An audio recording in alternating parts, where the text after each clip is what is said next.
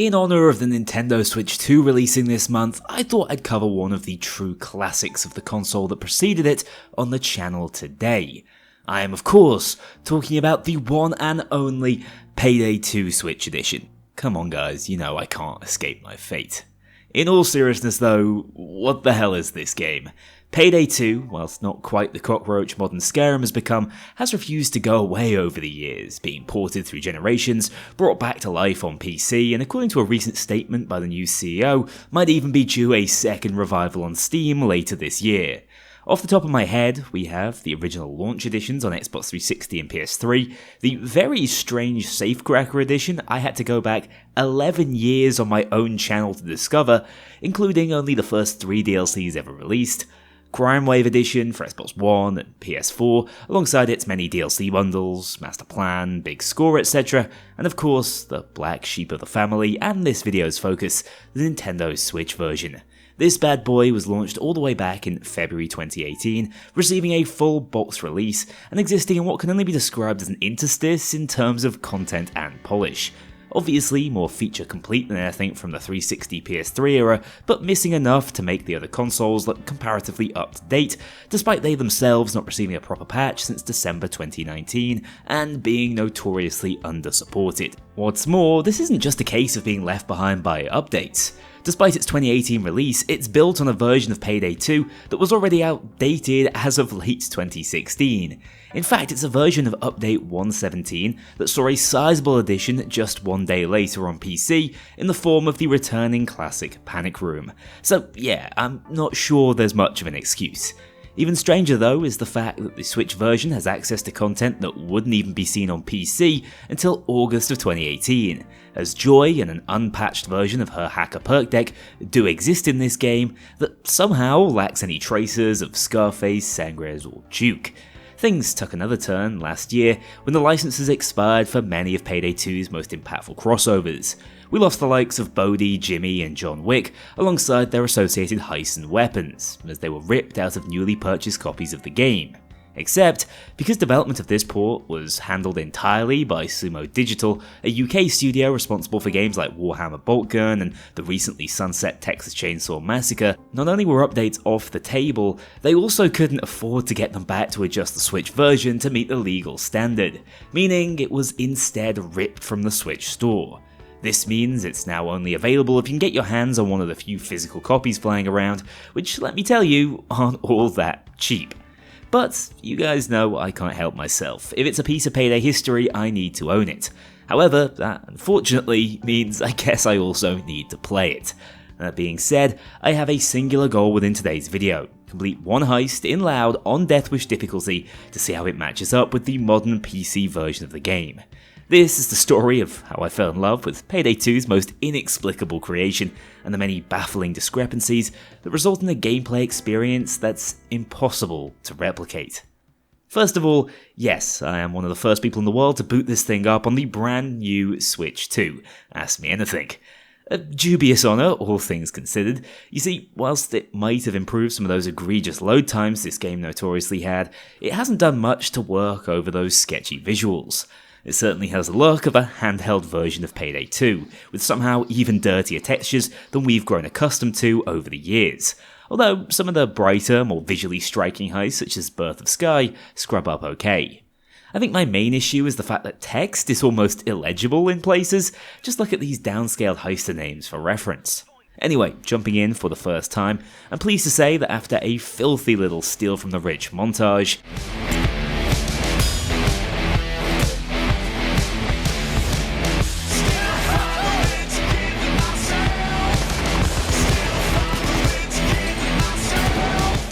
the game points me directly to the tutorial heist, 4 days of basic mechanical exploration, and an opportunity for me to get used to these godforsaken controls. Switch shooters always feel a little odd, especially when played with the Joy-Cons, but setting my sensitivity in Payday 2 felt like an impossible task. There seems to be some sort of acceleration resulting in overturning, and I don't believe I've ever been as reliant on aim assist as I currently am. Not to mention, I can't change any of my button controls, meaning I'm constantly battling muscle memory thanks to Nintendo's insistence on reversing the A and B buttons. Whilst a bit of a meme, I actually think this game would have benefited from access to gyroscope controls for more precision aiming, something I've always appreciated from the Switch when playing games like Breath of the Wild or Monster Hunter. Still, I muddled through both the stealth and loud sections of these intro heists, which do a half-decent job of teaching the basic mechanics, before being reintroduced to the nostalgia of the original safe house in all its fuzzy textured glory. Sadly, I dropped the bag, but that hardly matters when the game is lacking any of the challenges or achievements even the other console versions are notorious for on this system. Now, this is mostly a failing on Nintendo's part, but I do think it's a shame this version doesn't include the new safe house and its trophy challenges, especially when it's built from a patch that was quite literally created during the Hoxton housewarming event. You see, this is apparently the most wanted update, bundled with additional Switch exclusive items. However, there's tons of odd discrepancies that have me questioning just how this thing was developed. Leaving the safe house and returning to the menus, this bespoke Switch UI is actually quite functional, giving easy access to CrimeNet and character customization. Infamy is in its 2.0 infancy, with just the initial 25 levels rather than the 500 we have on PC, but better than just 5 as was the case when it first released. Whilst I've already mentioned the omitted crew, at least we have Jimmy, and Joy with her many cringeworthy lines before the Payday 3 glow-up.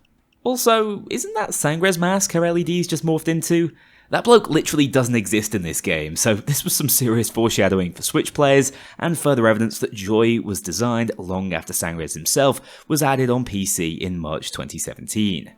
It's strange seeing her and the pre-buff version of Hacker in the same version of the game that has legacy skills like the infamous specialized killing, a nonsensical skill that buffed silence weapon damage and basically plagued every meta build for years. Other notable changes to anyone familiar with more patched versions of the game include Graze not yet existing, the skill that totally reinvigorated sniper viability, and LMGs just being kind of ass.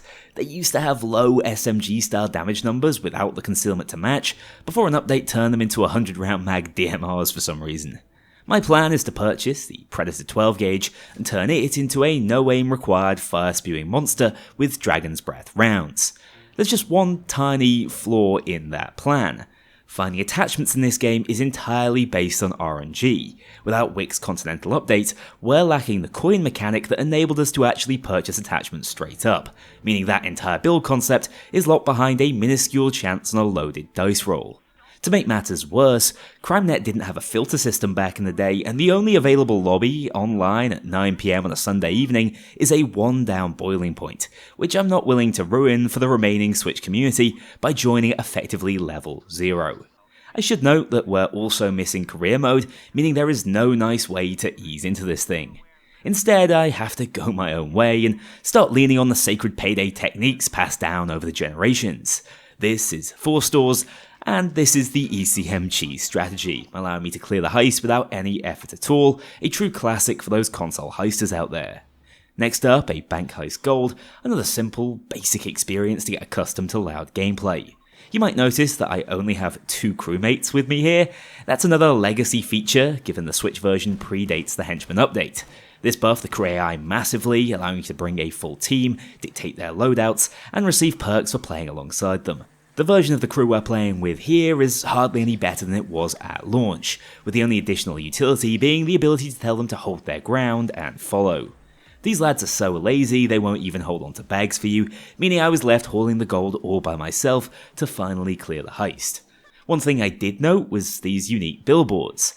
They've been updated on PC after the finale at the White House, but these designs were actually added to the game around the same time the John Wick heist released, which, as we already know, are absent from this version of the game. Another inexplicable discrepancy seemingly unique to the Switch. Oh, and don't get me started on these bloody your opinion, my choice flashbangs that still randomly plague the game. I am so glad we won that bow argument and they became actual objects we could destroy, instead of indiscriminately blowing out your retinas as they are here. Anyway, back on my nostalgia trip, I decided to spend my hard-earned cash on the Locomotive 12 gauge, undoubtedly the most iconic shotgun from the launch era for good reason. This was the OG body launcher before the Judge came into the picture, a perfect upgrade for me to take into an Overkill Birth of Sky, a massive step up in terms of high scope and difficulty. Honestly, I'm fairly impressed by the visuals. It stands up especially for a game from the early Switch 1 era. I'm less impressed by what the lack of field of view slider is doing to my brain with this dual shotgun build. Just something about it is so disorientating. Although, real ones will remember just how much of a beast the Loco once was, streaking kills together until I overplayed my hand and went down whilst waiting for Locke to return for the final pallet pickup. This all happened at the exact same time a cloaker and taser converged on my two crewmates, actual targets for the special AI, which is a far cry from Payday 3, ending this run prematurely. The run-back attempt wasn't much better as snipers way outside of my effective range put me down, and apparently Jacket was mad at me for something and simply decided to not bother pathing over to me for an assist. Clearly this was all too much too soon, so I quickly put my Birth of Sky woes to the back of my mind and returned to the sanctity of 4 stores, this time upping the difficulty for a first Mayhem experience. Mayhem was interesting to say the least. Cloakers were apparently made of sterner stuff back in the day, as their buffed health pool had me mag dumping enough lead to stop a charging bull to limited effect. A dreaded SWAT van turret also showed up to ruin my day, but accidentally bringing along ECMs instead of first aid turned out to be a stroke of genius, as even close to their debut in the game, we've always been able to temporarily convert turrets to our side using the feedback effect, opening up the path for my first Mayhem clear on the Switch. Clearly I was still outgunned on that difficulty though, with Bullet Sponge Corps not my idea of a good time, so I turned to find solace in the online space as a lobby had just popped up for a hard Hoxton breakout. With that in mind, I purchased yet another staple of the Payday franchise, the Car 4, a classic AR that's been in and around the meta for as long as I can remember, and finally an option that might break through those dozer faceplates. What could possibly go wrong? Oh god, what's happening? Why is that shield moving like that? Why does my game sound like this? What the hell is wrong with poor Jacket? First things first, Hacker has a bunch of classic issues that have been mostly ironed out over the years. The shield bug has always been one of my favourites. What I was not ready for was the sheer impact of the desync online, resulting in my pocket ECM sound effect looping and interactions taking a good 5 seconds longer to play out than they should. That's because we're missing the all-important desync update from 2017, which mitigated the impact of this peer-to-peer issue tremendously, and avoided situations such as these where the host is literally an objective ahead of you, breaking the game in all sorts of unsalvageable ways. Also, there's quite literally no way for me to communicate with my teammates outside of external voice call options like Discord.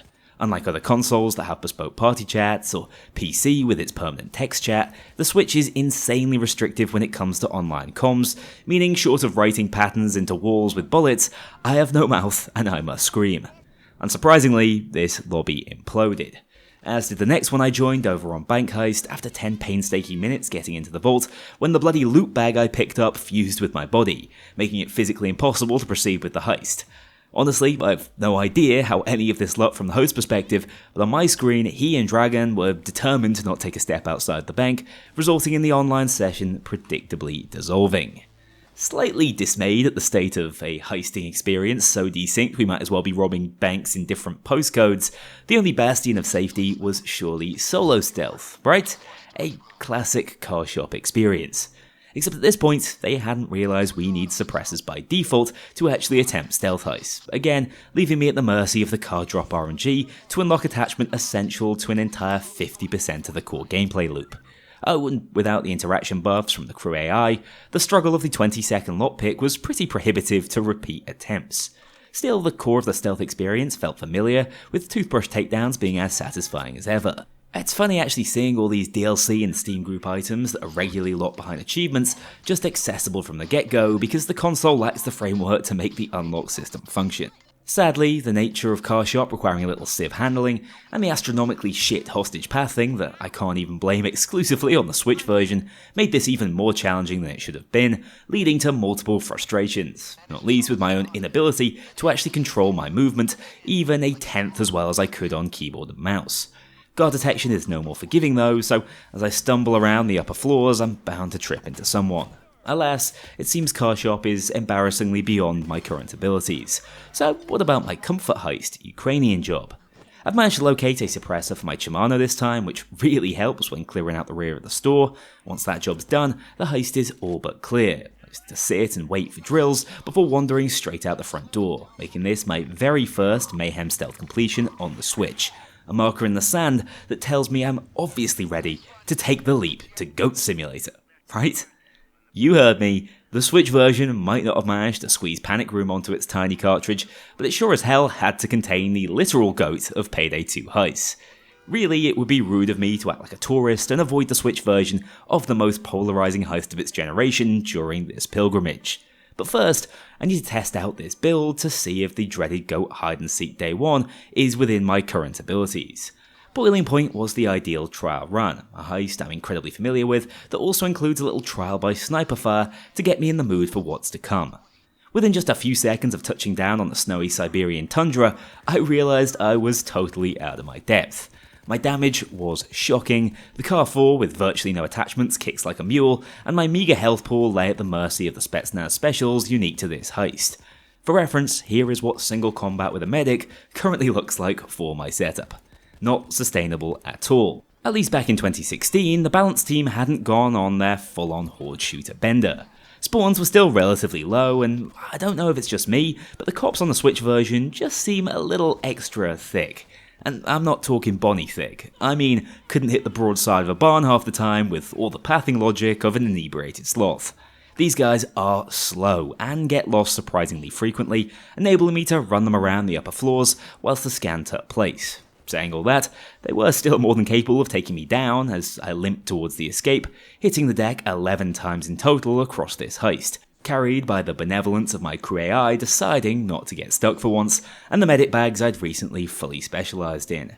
I essentially face-tanked the snipers next to the escape, with the odds of me landing a shot on them with sub-50 accuracy slim to none. Auto-aim only kicks in at reasonably close ranges, meaning this is an even tougher task. Still, I muddle through for a successful completion, but one thing was for certain, this setup doesn't have a snowball's chance in hell of living through Goat Sim. So, back to the drawing board and time to formulate a new strategy. With Dragon's Breath rounds a painstaking grind out of reach, I needed a different way to compensate for my complete lack of console aiming ability, and by dinging level 44, I might have just unlocked exactly that. The Flamethrower. Outside of just churning through my FPS, this thing could take out most cop types on Mayhem in just 1 or 2 puffs of hellfire, hitting in a wide radius and taking accuracy completely out of the equation. I still need an option up against dozers and snipers though, which comes in the form of the Mateva revolver, added with the Alesso heist back in the day.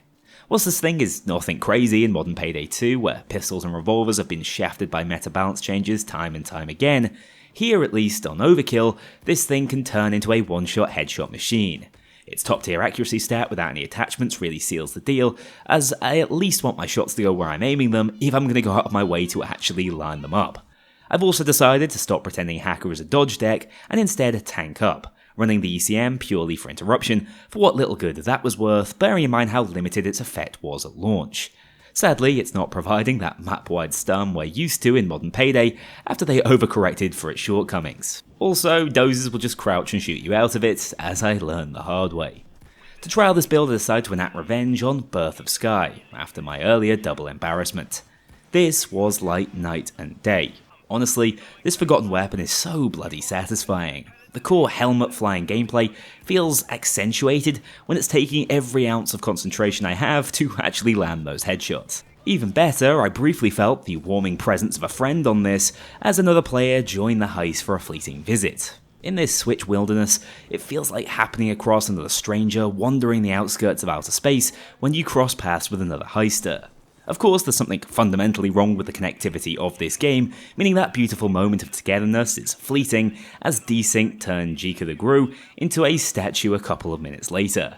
But like Kknowley and Connor before them, I won't forget. Back onto the task at hand, my Birth of Sky glow-up was all but complete, smashing through the ambush at the sewers with a little more flamethrower action and diving directly into the boat. Alas, it's here Jika and I must part, as I have no choice but to kick them from the lobby to proceed. As comic retribution for that betrayal, I sat in the rib for a good minute trying to work out how to accelerate on console. Apparently, right trigger is required to move forward in vehicles here, which is a departure from just holding the W key on PC. Still, it was a success that left me wanting more. After that short-lived thrill of company on a heist, I decided to roll the dice once more and attempt to join a lobby online, hijacking some free Hoxton Breakout XP with a late appearance right at the escape. Lobby host Chow clearly knew what he was doing with his sentry build, something guaranteed to have better accuracy than me with a controller. What I do have to say, for what little of the Switch community I bumped into, they are super friendly. I didn't get kicked at all during any of my online attempts, and this guy immediately sent me a friend request despite barely contributing to their success, showing just how tight-knit it must be on Switch these days. Naturally, I've just made a friend for life. Alas, he was seemingly heading off for the evening, leaving me again in complete solitude with only the gag ball mask I'd just unlocked for company. This was something I couldn't resist, swiftly turning into a Mask of the Day contender to better express how the thought of stepping into the Switch version of the Goat Simulator heist made me feel. Now that is some tortured art. Unfortunately, it's the only way to express yourself on the Switch version of the game, as we lack any other form of heisted customization that's been standard on PC for years. No weapon or armor skins, and of course no outfit or glove customization, which didn't arrive until 2019 even on PC. Anyway, dressed to kill as much as I could muster, it was time for my Goat Sim ritual humiliation. With its obtuse objectives, ridiculous sightlines, and constant sniper spawns, it's always a sight to behold. Even more so on the Switch version, where lining up a shot on one of those dreaded snipers who barely account for a pixel on my screen at some ranges is arse-clenchingly frustrating. The heist is far too large to really make use of the distraction my joke has provided, and my flamethrower felt a hell of a lot less potent when most combat takes place at mid to long ranges. To make matters worse, I decided to play online just in case someone wanted to join and save me from myself, meaning I'd effectively allowed Captain Winters to spawn in, placing me at even greater risk as I attempted to immolate my way through their sizable mayhem health pools. The Longfellow was the one redeeming feature on this heist, giving me an unparalleled tool for turning dozers into bowling pins, but even without them lasting long on the map, just about everything else was conspiring to take me down, rattling through medic bag charges at an alarming rate whilst collecting the first 10 flaccid creatures. Honestly, it was entirely my fault I ended up on grey screen here, but seriously, what am I meant to do when the sniper is too far away to even render in his laser? The inevitable custody that followed was a mercy more than anything else. At least in failure, I was spared from having to experience Day 2 shenanigans. I'm by no means a Goat Simulator hater, but I'd be quite happy to never have to live through this again, on the Switch version at least. But as punishment for dipping out after my first failure, I will be taking on the other self-flagellation heist known as Lab Rats, the only Halloween event heist to make it into this version, much to my dismay. Within 10 seconds of loading into the heist, I was reminded why this was a bad idea. Headless dozers are absolute units. They hit like trucks and require highly specialised weaponry to effectively dent. I, in my naivety, left those at home and am forced to chip away with very limited effect. To make matters worse, I'd completely forgotten which way around the HCl and caustic soda vats were situated, blowing up the entire lab with the first bag I threw. Running this one back with that lesson learned, I quickly found out that those dreaded headless dozers paled in comparison to the other silent killer specific to this heist: fall damage. I was already frustrated by how fiddly bag throwing feels on console, but traversal is even worse. Not to mention that it was so dark in places I couldn't even see the ropes to run from platform to platform, and don't get me started on sprinting. Every time I'd push the left stick in for a speed boost, I'd run like I'd had a few too many pints at Jimmy's bar in the safe house before heading out, swaying from side to side and repeatedly risking a fatal flaw. And hell, even when I was falling on purpose, I'm not sure the mats that are meant to catch the fall damage are fully functional here. Naturally, the crew AI couldn't work out a route to get me back up in time, but just moments before writing this one off as another failure for good, I noticed the trait counter. I'd thought the AI's ability to bring you back from custody was added in the Henchman update, but apparently not, as Hoxton and Sokol performed a miracle. The great crew AI redemption, fighting alone for over 2 minutes, and bringing me back into the fight with full ammo resources to burn down Winters, who was keeping the assault wave going. This was the reprieve I needed to drop in the final ingredients to finish off the process, running rings around the headless dozers rather than waste time engaging them. Securing the massive crystals wasn't the thing altogether, but once again the crew came in clutch, keeping me on my feet just long enough to toss them over the edge and call in the chopper for a clean getaway. One out of the two horsemen of the torture heist apocalypse is good enough for me. Another core Switch version experience ticked off the bucket list. In fact, I've now done most of what I set out to do when embarking upon this Switch journey, but there's one additional objective on my list: beating a solo heist in loud on the Death Wish difficulty. And if I was going to have a chance at that, I'd not only need to hit level 80 to attempt it in the first place, I'd also need to craft a build befitting the challenge. Whilst classics like the Diamond still fell comfortably to my Mateva flamethrower combo, finally getting into the headshot rhythm on controller, I knew this build wouldn't be enough for that leap to Death Wish and Skull Dozers. It simply didn't have a good enough matchup into high health enemies such as Captain Winters or Dozers, who, as we know, were virtually immune to my other utility in the Pocket ECM. The answer was the same back then as it is now. You really can't get more DPS than a good Akimbo option, and in its current state, with just a handful of Akimbo SMGs available, the Krinkovs appear to be undefeated. To make things even better, this was a weapon type I actually had attachments for, thanks to all those packages I'd been grabbing. Head out the gutter. Combining this with the Pocket Deagle for its high concealment stat in addition to solid accuracy means I still have a specialist weapon up against snipers. Shields might still be a roadblock for us, but with more levels under my belt, I'll be able to specialise in shock and awe, which was almost a guaranteed knockdown per bullet back in its pre-nerf state. Now all I have to do is grind to get there by going on the grand tour of Payday 2's Mount Rushmore of heists. We visited the rural meth lab for rats, briefly experiencing the joy of companionship once more in the extreme darkness of the forest. At least they were excellent distractions. And of course I ran into the cop ambush on day 2 because even on the Switch, RNG is my mortal enemy. From there we moved on to Hoxton Breakout for its massive XP potential with none of the mechanics that plague a solo player like mass bag moving, making this one of the most popular heists to grind even back in the day. Hell, I even attempted other classic XP maxing strats like clearing Election Day for its substantial stealth bonus, although this felt significantly harder than I remembered it being, leading to a far from time efficient outcome. Quite the whistle-stop tour. I even tried out the bloody biker heist, the final one to make it past content lock for this game, much to my dismay as a full-time hater of this heist. Beneath the Mountain was a much more polished and enjoyable experience. I swear snipers were not even close to as dangerous as they are today, but I can't find any evidence of patch notes making them notably more difficult. If anyone knows why they seem to be having a tough time taking out my suit hacker build, let me know in the comments. Even so, I was undoubtedly being challenged by the other cop types, planting a seed of doubt as to whether this build could hang on Death Wish. After a couple hours of this, only playing the most XP efficient heists, I turned my hand to stealth once more, happy to see that I've still got those hacker timings down as I rescued this 3-guard standoff on First World Bank. Honestly, stealth feels fine on the Switch port, just so long as you keep it to CrimeNet offline and avoid the perils of desync.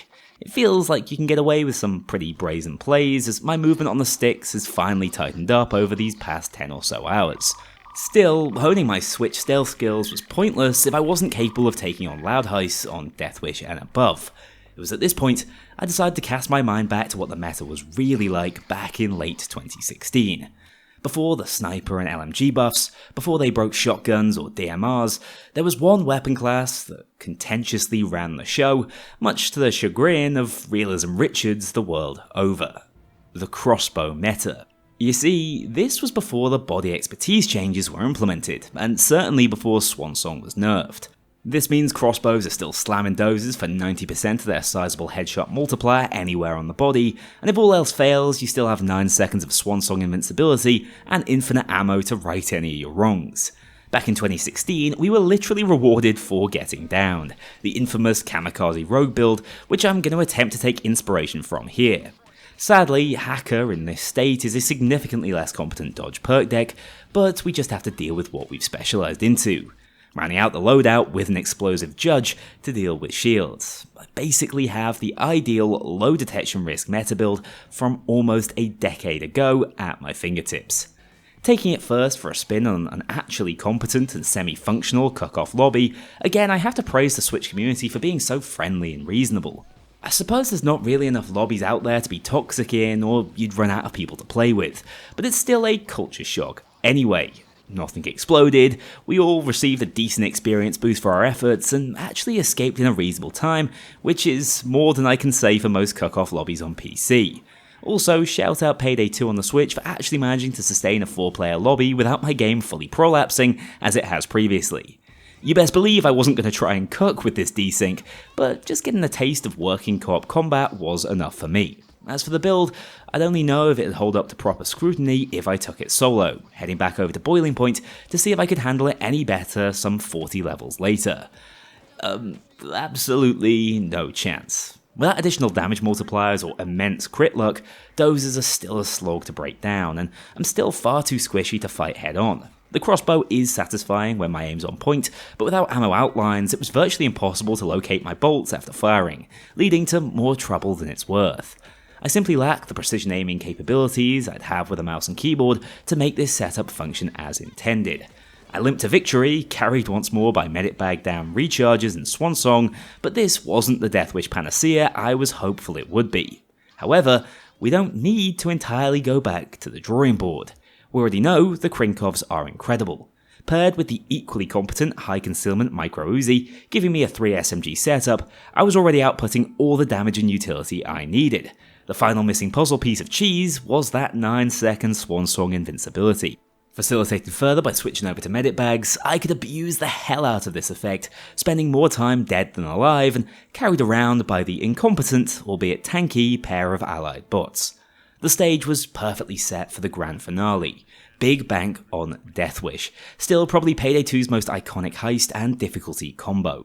Pre-planning was drastically different back in the day, with all 3 special escape variations costing 6 favours, whilst Thermite was priced at 8, meaning it's impossible to pair the two together, as is the meta play these days.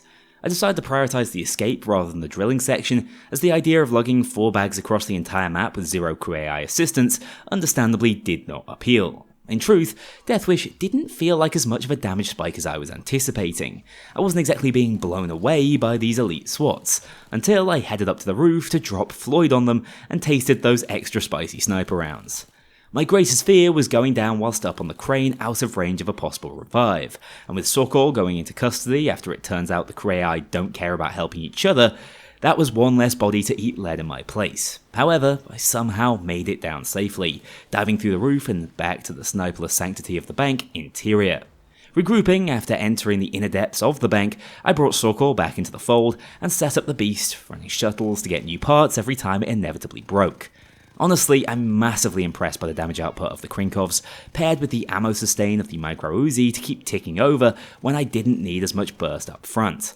After fumbling with the keys for well over a minute, I made it into the cage within the vault and started moving the lightweight cash bags towards the C4 tunnel escape, which I'd accidentally bought instead of the bust through the car park wall I'd intended for. This was a fairly serious error of judgment, making the escape way harder than it needed to be, with snipers spawning roughly every 10 seconds. When I wasn't distracted by the twisted game of whack-a-mole required to stay on top of them, I was fending off the largest grouping of cops I've seen the Switch manage to process, needing all the tools I'd acquired across this entire playthrough to prevail, including a massive swan-song dozer spraydown. Forcing my way through with the last of the 4 bags required to clear this one, finally completing this classic of classics on the most unusual time capsule of Payday 2 I've ever experienced. So, that was something. Payday 2 on the Switch is unlike any other version of the game I've played. It's somehow less stable than a fully modded PC version, visually presents closer to the Generation 7 console versions, and is missing more than a dozen key quality of life and gameplay warping updates it should really have. Yet, it's still Payday, and it's still an absolutely massive game that's completely unique to the console's offering. One thing I haven't mentioned is just how well the game functions in handheld mode. It looks and runs far better than I anticipated, with no noticeable performance drops from docked on the Switch 2 at least. 30 FPS is still 30 FPS, and it's a shame that wasn't uncapped for Switch 2, but the portable element is much more than just a novelty. It's fun to grind for cash and XP whilst relaxing on the couch instead of bolt upright in front of a big screen, and I can now also see the appeal of a Steam Deck version of Payday 2.